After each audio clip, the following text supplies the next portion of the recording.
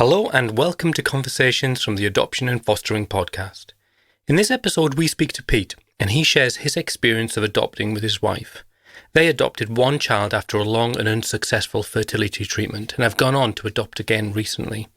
Their story reflects a positive experience and with them navigating the assessment and matching process with relative ease. It's their story and reflects their views.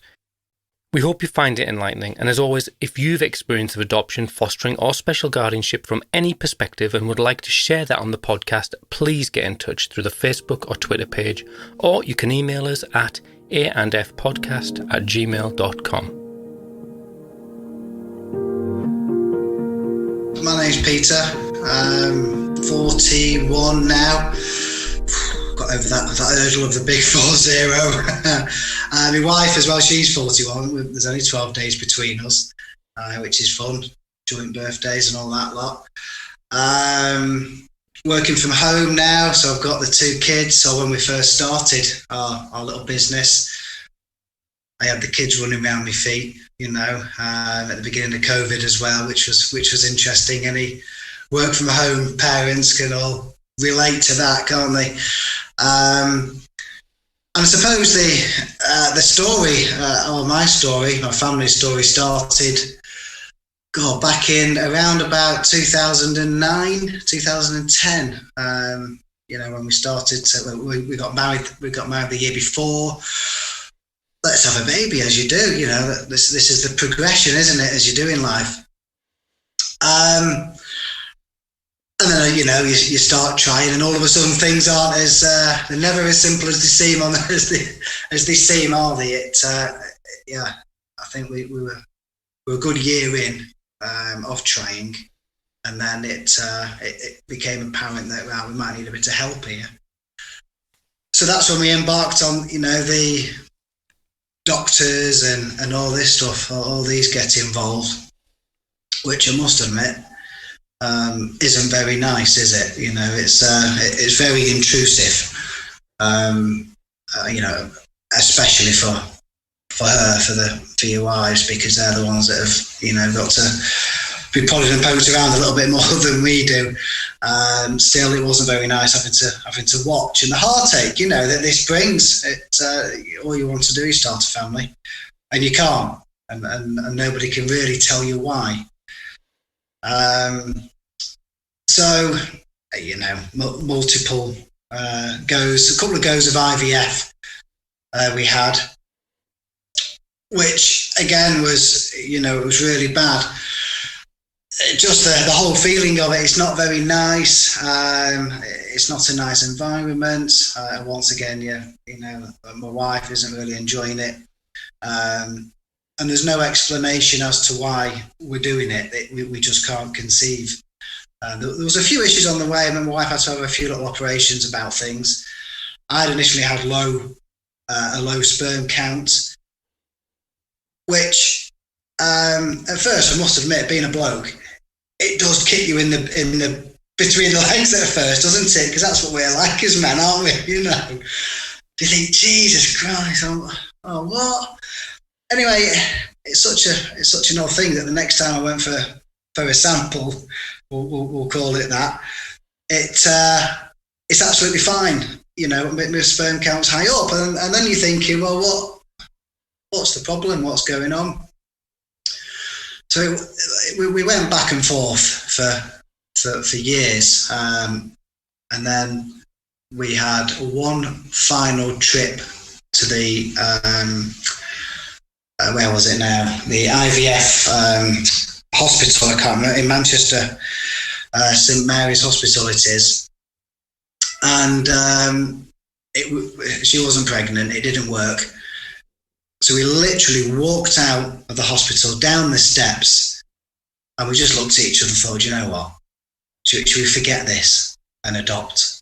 Yeah. And it was there and then, that moment, the decision was made. Let's take control of our lives, because you're not in control, are you? Through IVF and through that, you're in the hands of the doctors. They're telling you what to do. And from that moment on, we just had a smile back on our faces and got on with life. And that was it.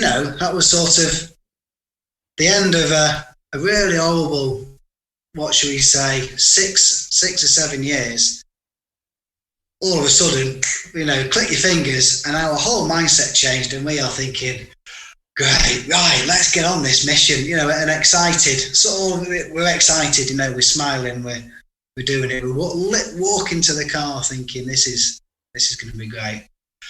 And then that's it. The adoption starts, as many people know how it goes. I came home. We did a bit of investigating on adoption agencies, who to go with. I think I called two adoption agencies up, but the first one I called, I spoke to a lady on the phone, and she was great. She was lovely. I only made the second call just because I thought that I had to. My gut feeling was, and my wife spoke to her as well. She was lovely. She was. This is somebody that we want to progress with. And we went from there. It was as simple as that again. And we were still a bit in disbelief. Wow, we've been asked to come forward and go meet them already. All I've done is make a phone call, and it hasn't moved this fast for God knows how long. It's happening, So, I mean, at times and dates now all a bit jumbled up, but it took us from that phone call to meeting our son during the week's introductions was around about 10 months, which you have a baby in 9 or 10 months, don't you? So it just we could not believe it, how fast all that happened.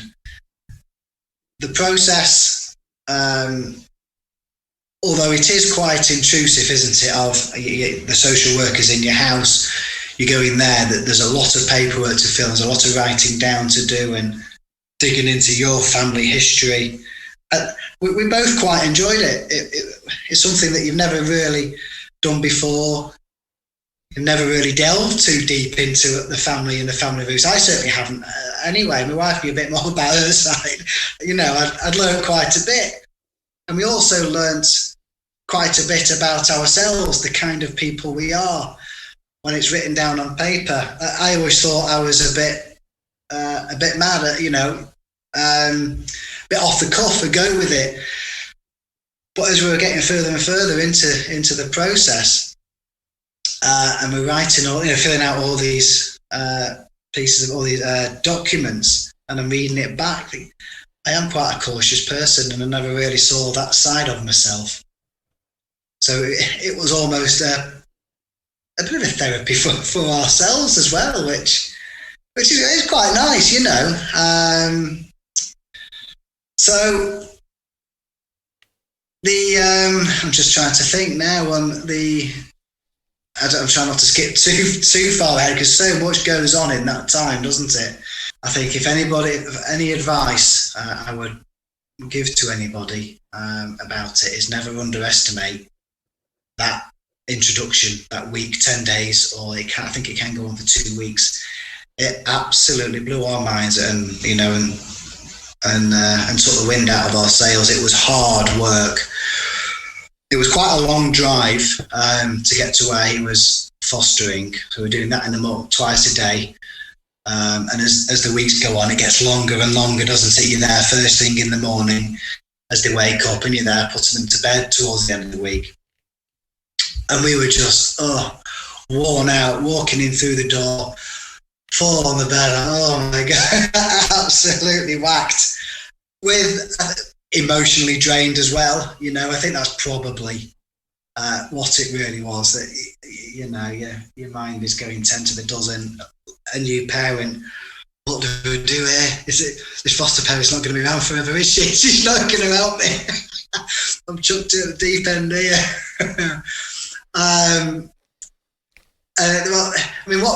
What we liked about it, the best thing, the foster care is they are amazing people, aren't they?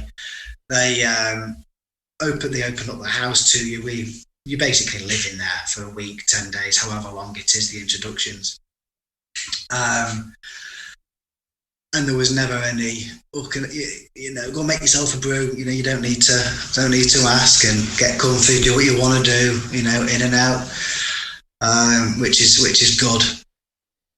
And then, in fact, when we first met our son, the first one that we adopted, walked in the door and he was on the floor. He was just crawling. And I said to the foster parents, "Can I pick him up?" Of course you can. It's your son. Yeah. And I just I hadn't quite grasped it, I suppose, at that point. I look back now, I think, what a silly thing to say. And as the days went by, he came to us for a day, which I think we spent the day in the living room wondering what we're doing with this child, trying to integrate him into our little life. And then the day comes when you're bringing them home. You're bringing him home with you, which was, it's the best day of a life, but also it's really, really difficult, because you're taking a little baby, and he was 10 months old. He was out of somebody else's house, and they're upset about it because they're going to miss him, and you're excited because you're obviously welcoming a baby to the family, but yet you think, oh no, they're all upset, and that's it, the home. And then you've just got to, you crack on with it then, don't you? You're a parent. You soon forget about the adoption. I think we had a few visits with social workers, just checking that everything's okay and we're doing what we should be doing, that they're settling in okay. And then you forget, you instantly forget, and the rest of the family follow suit, don't they? Everybody completely forgets that an adoption ever happened. It's just, it's a son, now grandson, and nephew, nieces. So that was the first one, and we still look back now. I was just talking last night with my wife about the time frames of things and how fast it seemed to go, and how enjoyable the adoption process is. I think we've all heard horror stories, and you are certainly told, aren't you, during the process, that this can be difficult, it can be hard, but just keep an open mind, which we always did. The only stipulation, not even a stipulation really, the only thing that we requested was a baby, which everybody really wants, don't they? So, but we didn't. We were open to anything. We would have our minds open to anything and read, and look at any case. We just got lucky with a 10-month-old baby boy, I suppose. One of the things when you go for you have to go to panel to be approved to be adopted. We were told just before we went in to the panel that when you come out, there might be a bit of a surprise for you. So we're already thinking, oh no, is this it? So we had to do our little interview in front of the 6 or 7 people, asking us questions, why do we think we'd be good parents? And then you step out and they deliberate over whether they think that you are going to be a good adoptive parents, and and you get your approval. We both walk in, we both burst into tears as soon as he said yes. So as soon as we came out of this meeting, the social worker came up to us with a piece of paper and some information on about our future son. It was just, oh my God, I've just been approved now, and we were told there's going to be time to wait, until we match you with the right one. None of that. It was straight out. Here he is. This is it. Oh my God. Right. I can't. I've got to just take a step back and think about this. It did take us back quite. It did shock us, I must admit. but it was a nice shock. Yeah, It was good, and that was the first one, I suppose. Yeah. I mean, people often talk about, like you said, that there's an anticipation that things can be difficult. Things can, the bedding in period. People talk about honeymoon, but some people don't experience that. But obviously, your son was very young. So, did you see any issues that you thought were sort of part of that transition from a place that he'd lived in to a new home? No, there wasn't. He didn't seem to ever miss, going from a foster home to us. He never really seemed to cry too much, as babies do. He seemed to take it all in his stride. There was one instance, and it was the first time he came here on the week of introductions, where he crawled to the front door, and that choked us a bit, I must admit. It puts a little lump in my throat now. You think, oh no. But apart from that tiny little thing, he's a really strong little lad. He's taken it all in his stride, and there's been, from what we can tell at the moment, no repercussions so far of these moves. Because they do. I mean, we're taught, aren't we, from when we start the process, that although they're so young, these make massive impacts in their lives. We just cannot see it yet. It may not have manifested. But no, he was very good. He was very chilled. Only now that he's 5 or 6, he's started to proper 5-year-old lad now, isn't he? Causing trouble. So you said that you then decided to adopt again. Yeah, what an idea that was. Yeah, was it it sounds like your first experience was sort of as textbook from a lot of perspectives. So was the second as smooth? Yeah, unbelievable. Yes, even smoother. It took 6 months this time for our little girl to come along, and the story, it was even simpler. Lovely social workers, a lovely family where she was stopping. She was closer to us. The foster home was a lot closer to us. So the week of introductions was just easier. The family, we're still in touch with that family now, actually. Only loosely, obviously because of COVID. But we do still keep in touch. She was 8 months old when she joined the family. And when they said to us it's a little girl, we just thought, wow, one of each. It's what we never again said what we would have wanted. You are asked, what would you prefer, a boy or a girl? Whichever. It doesn't matter to us. Mm. And they said, we've got this lovely little girl who, is currently at such and such a place, not too far from you. So fantastic, yeah. I cannot believe how easy it was. And I think it was easier because we knew what was coming. The second time round, you miss out quite a bit of the process of the adoption because you've already done it. So there was the stage 1 that we didn't have to go through. But yeah, once again, simple, great fun. We enjoyed ourselves. My wife and I, we chucked ourselves into it. Get involved with it, get on with it. Because it's a great time, isn't it? So did you, with both of either of your children, did you get the opportunity to meet any of their biological families? My eldest one, no. There was, I don't try not to say too much. It wouldn't have been good if we were put in the same room. I don't think it would have gone down too well. So the social workers advised not to. We have said that we've put ourselves forward if there is a time in the future when we believe it could be a safe environment, then yes, we would, love to meet one of them or both. With our daughter,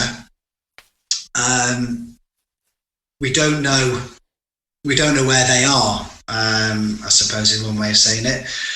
But we met the biological grandma and auntie, which was brilliant, and they were amazing people. They were over the moon that this little girl had been picked up, adopted, by us, and she was going to be put in a home, a loving family, which wouldn't have happened, to put it bluntly, without adoptive parents like ourselves. So, and they gave us loads of pictures of birth. This is just the birth father's side, and we don't know anything about the mother's side. But she gave us loads of photos of him, told us little stories about him, tried to paint a picture. And we sat in the offices at the agency for quite a while, just nattering away to each other and learning a bit about each other,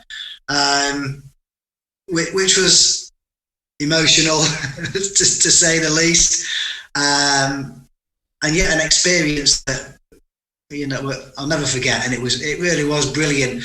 I'm looking forward to being able to speak to our daughter about it. This is what it was like. She was a lovely lady, and your biological auntie was there. She was lovely. These are the stories that we've got. We've got some photos here to show you.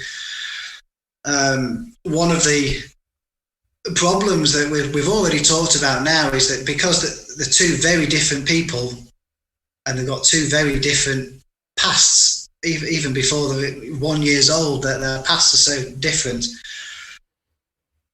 We haven't got much to.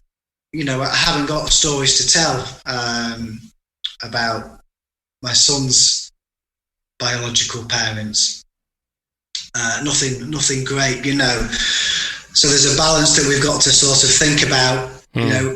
She's going to be thinking, it's got all this going on in her head. Wow, she can ask me all these questions about him, and I can answer. And with our son, it's completely opposite. We do have answers, but they're not, it's not as nice, if try not to give too much away. So there's going to be things for us to think about, and how we're going to work this with the children when that time comes. Is when the time is, I don't know. I think they present themselves to you, don't they? Yeah. Those type of situations. We have had chats with him already, because our daughter turned up. How does so babies just turn up on the doorstep, do they? That sort of, because that's it for a 4-year-old at the time. Oh right, great. So who are he said to us not long ago, so who are your foster parents? Who's your foster mummy and daddy? Well, we don't have one. Well, that's confusing, So you just drip feed little bits. That's what we're trying to do, rather than a bombshell when he's 15, 16 years old. Yeah. And same hopefully with our daughter. So do you have plans to adopt again? We there's been 2 instances recently. One, we had a phone call from my son's. I'm just trying to put. My son's social workers saying that birth mother has had another one. Would you be interested? And I think it was a half an hour conversation, if that. But it did make us think, isn't it nice having a little baby about the place? But realistically, the house that we live in, to have 5 of us in here, it would be a squeeze, and it would be taking away things from our 2. The time away from them that we really need to give to them. And then oddly, the other day, wife was clearing out the baby grows of our daughter, just getting rid of them, taking them to the charity shop. I said, "Take it, that's in if they're going. We're not having another one." No, it's easy enough. Thank you, Peter. I mean, that's a really interesting position to be put in, because that's unique to how families, adoptive families are brought together, is that someone sort of comes to you and proposes or asks you if you're interested. That's not normal, is it? So was that hard to make sense of and negotiate? Was it a complicated sort of discussion? It wasn't a particularly difficult decision for us to make. After a bit of a chat about it, I think we were excited at first. Wow, a natural brother, But when you realistic, we just sort of sat back and thought about it realistically with the situation with finances and the house. Then it would be a strain on us, and it wouldn't be fair on the other two. On our other daughter. But it does also weigh on our minds that one day we've got to explain to him that you do have there's a biological brother, and we said no, which is the bottom line, isn't it? It's not a very nice thing for him to hear. Well, great. His attitude could be, and rightly so, oh, thanks for that. Why not? I wanted my brother here, and I wouldn't blame him for thinking that. So that's something that we will have to manage as it comes. It may never come to that, he may never be interested. Both of them may never be interested in what went on in the past. They're not my parents, they're not my family, I don't know who they are. And great, which we've all heard stories of that as well, haven't we, going through the process that, some adoptive children, when they're getting older, they're not bothered about the past. Either way is fine with us. It's up to them. You come and ask me. We've got everything here. Whatever you want. So it's exciting days. So obviously you got in touch with me. You asked to become on the podcast. So was there anything specific you wanted to talk about? Because obviously you're quite new in your journey. Is there, what are your reflections on adoption generally? Well, one of the things I wanted to say was I've heard, over the years, and something sparked recently, which is why I contacted you, that I think it was a lady on the telly saying that she can't have children, which is really sad, and I feel for her. And that was it. And that was the end of it. She'll never have children. Now, I sort of want to bang the drum a bit and put my hand up and say, whoa, don't just call it a day, just because you can't, conceive naturally. Think of adoption. It may not be for everybody. I can understand that. But you don't have to go through life with that. And I've seen it before, of this thing on the shoulder and they're carrying around with them, aren't they, forever? Can't have children, or can't do this. There is an option out there. And I guarantee that it will make you just as happy as having a biological baby. Or maybe you can't say that because I don't have one. Both of my kids are adopted. But at the end of the day, it's a child that needs a home and they need looking after. Raising awareness is what I'd like to do, and for men as well.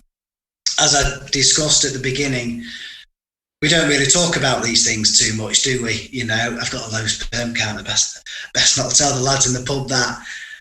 You know what? No, it's not really like that anymore, is it? Let's talk about it. Yeah.